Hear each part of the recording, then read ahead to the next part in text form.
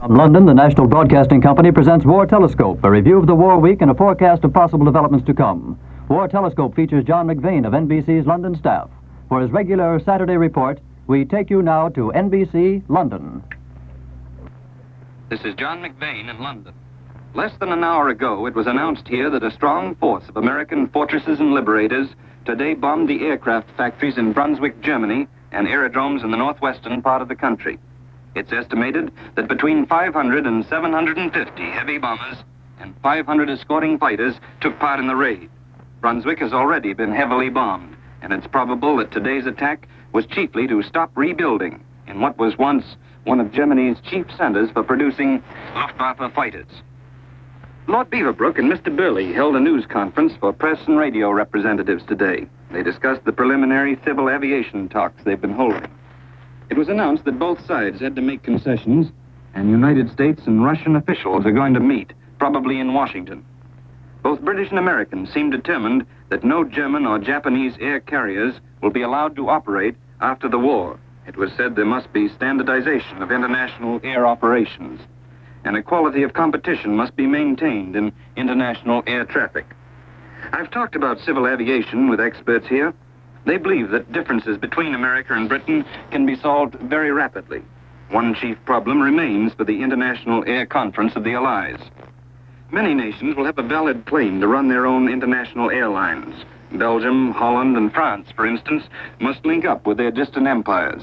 Russia covers the immense stretch of the Baltic to the Pacific with her own territory, and it would seem likely that she'll take as large a part in international aviation as any of the other nations. British experts feel it would be suicidal for nations to throw all routes open to unrestricted competition, for the volume of post-war air traffic, even in the most optimistic estimates, couldn't support, say, a dozen different transatlantic lines.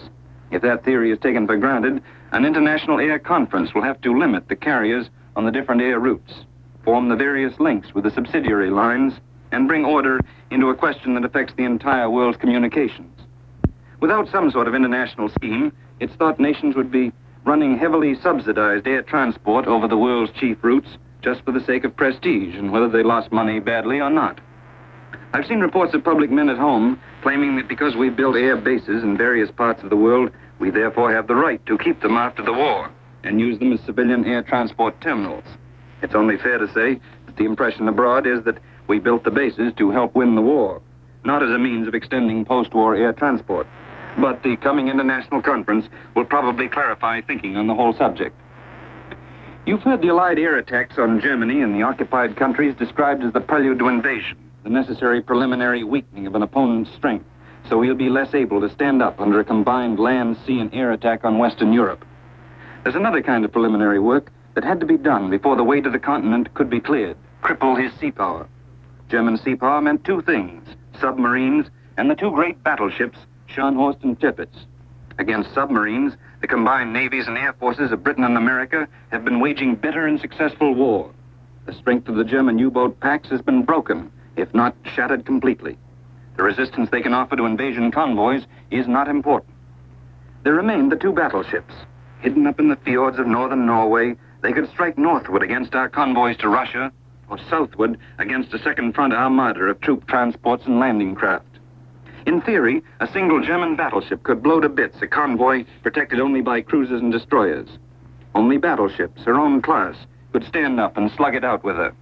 You know how this preliminary work, removing the menace of the German battleships, was accomplished. How the British home fleet caught and sank the Scharnhorst a few weeks ago. How last fall, British midget submarines crippled the Tirpitz with torpedoes and put her out of action for months. But those winter months of darkness, gales, and snow blizzards made further attacks impossible and covered repair ships slipping up through the Norwegian islands. The Tirpitz had to be kept out of action especially at the crucial moment of invasion. You've heard that British naval aircraft, many of them made in American factories, took on the great job of keeping the Tirpitz out of the war. Today, I've brought Commander Anthony Kimmins of the British Navy, who was on one of the aircraft carriers, to give a first-hand impression of the action. Commander, why was the decision taken to use naval planes flying from aircraft carriers rather than, say, midget submarines again, or land-based bombers? Well, midget submarines couldn't be expected to succeed a second time. You see, they depend on sheer impertinence, audacity, and complete surprise. The enormous distance to the North Cape, the northernmost point in Europe, ruled out the use of shore-based heavy bombers. No, the only answer was naval dive bombers and fighter escorts operating from aircraft carriers. What kind of weather did you meet? On the day of the attack itself, the weather was unbelievably good. But during the first part of the passage up north and way up into the Arctic Circle, the weather got colder and bitterer every day. When the wind flow over the flight deck is a 40-mile-an-hour snow blizzard, and the spray breaking over the forecastle is freezing before it touches down, those flight deck parties on an aircraft carrier have one of the toughest jobs imaginable. The pilots sighed with relief when, just before dawn on the day they were to attack, they found perfect conditions, calm sea and a clear sky with patches of cloud. On the flight deck, engines roared. The carriers and the escorting ships were all heeling over, swinging into the wind.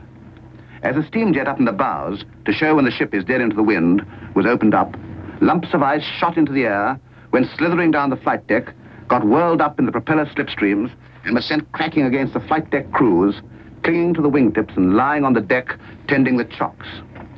The planes roared away over the bows one by one. Nearby, you could see the same thing going on. British Fairey Barracuda dive bombers, used for the first time in action, Seafires, and the American Vortsikorsky Corsair and Grumman Wildcat and Hellcat fighters. I expect they made quite a sight forming up over your head. Indeed they did. The sky seemed filled with them, all heading for Norway. As they gained height and crossed the coast, the sun was rising to their left, shining across the snow-covered mountains, throwing shadows into the gorges and against the snow-covered trees in the valleys, and lighting up the deep blue of the calm fjord. Down to the left were 2 or 3 enemy ships, but these took no visible interest in the proceedings. Everything seemed calm and peaceful. But I'll bet that up at the far end of the fjord, alarm bells were ringing, fat-headed Huns were falling out of bed, rubbing their eyes and cursing the British as they threw on some clothes and stumbled out to their cold action stations. Did the aircraft meet any opposition? No enemy fighters came up. But as they neared the target, a flagship further out in the fjord opened up, but rather raggedly and without any great effect. And then, as they crossed the final ridge, there, nestling under the sheer mountains, in the narrow fjord, lay one of the largest battleships in the world, the Tirpitz, a dark wisp of smoke coming up from her funnel. Up till then, the strike had kept dead radio silence. Now, a sudden rasping noise hit them in the ears. The leader had switched on. Then a shout. All fighters anti-flak. Leader over. How did the attack begin? Hellcats and Wildcats literally fell out of the sky. As the Barracudas hurtled down, they could see the fighters strafing the surrounding gun positions and whistling across the Tirpitz, with the traces from their bullets bouncing off her deck. Green and red tracer came racing up, but the fighters had entirely disorganized her AA fire, and the Barracudas were able to take perfect aim. Down they went with their eyes glued to her funnel. 6,000, 5,000, 4,000. They went down so fast that anything loose shot up to the roof of the cockpits. Now the leader was at the right height, and he let go. The first 3 bombs went whistling down, exploding bang on her bridge, the nerve center of the ship. The other pilots diving from either side were close in his tail. One extra large bomb, bursting through the armor plate amidships, went off with a terrific explosion between decks. The huge ship shuddered, her stern whipping up and down and sending waves across the fjord.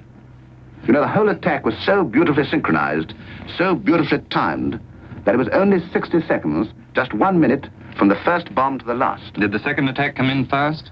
As the first strike weaved away and made off down the valleys, with fires raging in the Tirpitz and the artificial smoke cover belching out from all around her, they saw above them the second strike coming in from the sea. Admittedly, the artificial smoke and the smoke from the first strike's explosions helped guide them to the target. But by the time they got over, the whole fjord was almost completely obscured, with a strong box barrage above the smoke. But luckily, at the critical moment, the smoke cleared over the Tirpitz, and with a shout of joy, they roared down, carrying out similar tactics and doing probably an equal amount of damage. Again, there were many hits. One heavy bomb in particular was seen to crash through the upper deck and explode with a sheet of flame that reached above the topmast. The cloud of smoke going up to over 1,500 feet. And by the time the last pilot dived, the AA fire had ceased. And so naval aircraft, in a few minutes over the target, left the Tirpitz crippled once more. Yes, and as we steamed south for home and messages of congratulation came pouring in, you know, I couldn't help thinking of a small group in a German prisoner of war camp, the crews of those midget submarines. I'll bet when they hear the good news, they'll get a bigger kick than anyone. And I'll bet they'll get a real thrill out of it, Commander. Thank you for telling us the story. I said that the British naval aircraft helped accomplish a preliminary phase of the invasion, wrecking German sea power. There's another phase of invasion that's also of vital importance, the cooperation of the underground forces in the occupied countries. President Roosevelt is reported to have mentioned recently the difficulty of knowing the opinion of the people inside France. In the light of this, it may be interesting to know some of the ideas of an extremely intelligent Frenchwoman who arrived here recently. Unfortunately, she doesn't speak English, so I couldn't bring her today to the microphone. Madame Aubrac was the heroine of the exploit you probably heard about. She rescued her husband from the Gestapo while he was on his way to execution.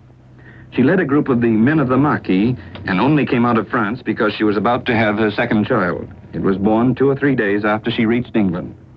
Madame Aubrac is less like your idea of a gunwoman than anyone you could meet. She looks like what she is, an intelligent schoolteacher. She emphasizes that for the great bulk of the patriots, life must be lived on 2 planes, the secret and the open. While they're sabotaging and working against the Germans and their Vichy assistants, most of them are also living quite ordinary lives so the Germans don't suspect them. Madame Aubrac, for instance, was a teacher. When she came in the morning and found some slogan like Vive de Gaulle chalked on the blackboard, she tried to find and punish the child who'd done it. Her efforts and her scoldings were cover for her own far more important activities. They satisfied officials that she was what she seemed to be, an ordinary schoolteacher, most interested in keeping her job. She fought openly among the men of the Marquis before she came to England, but that was after she'd rescued her husband from death. The resistance movements, she says, are extremely well organized now. The communists played the largest part at the very beginning, for they were the best organized for underground warfare. Now, however, they make up only 20 or 30% of the resistance organizations. Madame Aubrac thinks that's a fair indication of their importance in post-war France, but she doesn't believe that even the communists think France will become communist. The resistance movement has become highly integrated within France, and Madame Aubrac says they all recognize the French Committee in Algiers as the present government of France, but there's no adulation of General de Gaulle. The resistance movements regard him as the symbol of France's fight for freedom and as the head of the government, but she laughs at the idea of France accepting de Gaulle as a dictator. Only a tiny handful of Frenchmen are now convinced collaborators of the Germans. Some of the big industrial class who collaborated with the Germans are now worried about the future. In some cases, however, big industrialists, whom she named, have remained staunch patriots, working against the Germans while putting up an outward show of collaboration. Some of the high Vichy officials, she thought, are trying to contact the Allies as a method of saving their own skins. But Madame Aubrac says they're leaders without troops and represent only themselves. One point she brought out was that the Catholic Church in France is strongly anti-German. At the beginning, the Church supported Pétain as the avowed proponent of ancient Catholic virtues. At least 2 years ago, however, the Church, under the influence of the Jesuits and Dominicans, realized that Vichy had failed. Since then, the bishops and archbishops, as well as the parish priests, have exerted strong influence against the Germans and on behalf of a new French Republic. Madame Aubrac noted especially the way Catholic Church authorities had opposed German and Vichy persecution of the Jews. This is John McVane in London, sending you to the NBC newsroom in New York. You have been listening to War Telescope, a weekly report on the war as seen from London by John McVane, NBC's veteran observer in the British capital. Mr. McVane is presented each Saturday at this time over most of these stations. This is the National Broadcasting Company.